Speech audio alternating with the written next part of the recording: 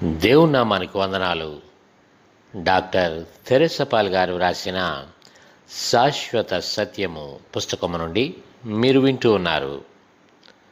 6వ ఉపమానం, పరిసయ్యుడు మరియు సుంకరి ఉపమానం. లూకాసు వార్త 18వ అధ్యాయం. తామే నీతిమంతులమని తమ్ము నమ్ముకొని ఇతరులను తృణీకరించు కొందరితో యేసు ఈ ఉపమానము చెప్పెను. ప్రార్థన చేయుటకై 2 మనుష్యులు దేవాలయమునకు వెళ్ళిరి. వారిలో ఒకడు పరిసయ్యుడు, ఒకడు సుంకరి. పరిసయ్యుడు నిలువబడి, దేవా, నేను చోరులను, అన్యాయస్తులను, వ్యభిచారులనైన ఇతర మనుష్యుల వలనైనను ఈ సుంకరి వలనైనను ఉండనందుకు నీకు కృతజ్ఞతాస్తుతులు చెల్లించుచున్నాను.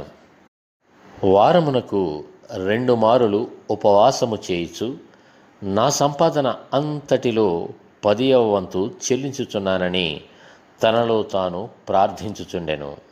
అయితే సుంకరి దూరముగా నిలుచుండి ఆకాశము వైపు కన్నులెత్తుటికైనను ధైర్యము చాలక రొమ్ము కొట్టుకొనుచు, దేవా, పాపినైన నన్ను కరుణించుమని పలికెను. అతని కంటే ఇతడు నీతిమంతుడుగా తీర్చబడి తన ఇంటికి వెళ్ళెనని మీతో చెప్పుచున్నాను. తన్ను తాను హెచ్చించుకున్నవాడు తగ్గించబడుననియు, తన్ను తాను తగ్గించుకున్నవాడు హెచ్చింపబడుననియు చెప్పెను. దేవుడు గర్విష్ఠులను ద్వేషిస్తాడు గాని దీనులను దీవిస్తాడు గనుక వినయుడవై సర్వశక్తుడైన దేవుని హస్తం క్రిందికి రా.